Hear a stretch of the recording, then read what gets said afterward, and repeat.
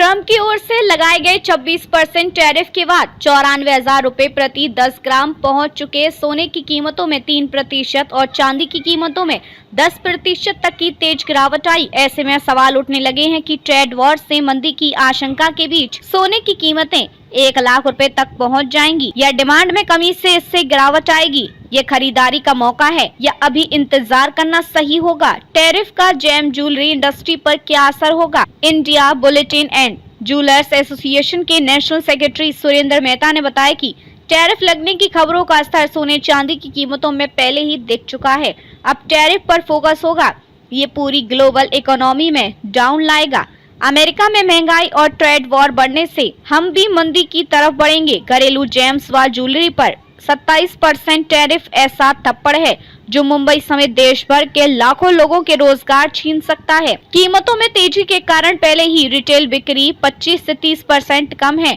अब global order भी cancel होंगे। हो सकता है कि सरकार हस्तक्षेप करे। 1.5-2 महीने में टैरिफ का व्यापक असर आने तक सोने प्रति 10 ग्राम 84,800 से 85,700 के बीच जा सकता है।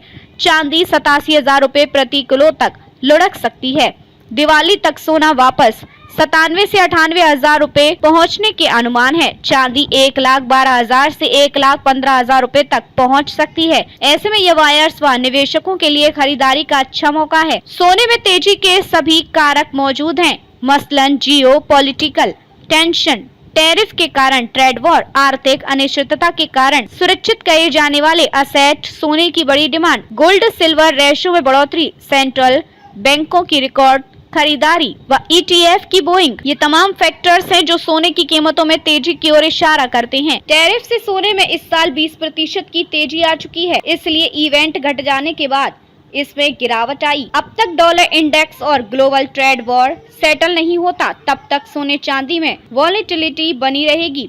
अभी निवेशक असमंजस में है। ऐसे में 2 महीनों में सोना टूटकर 83,000 रुपए और चांदी 84,000 से 85,000 रुपए पर आ सकते हैं। साल के अंत तक या अगले साल की पहली तिमाही तक सोना 96,000 से 99,000 रुपए और चांदी 1,30,000 रुपए तक पहुंच सकती है।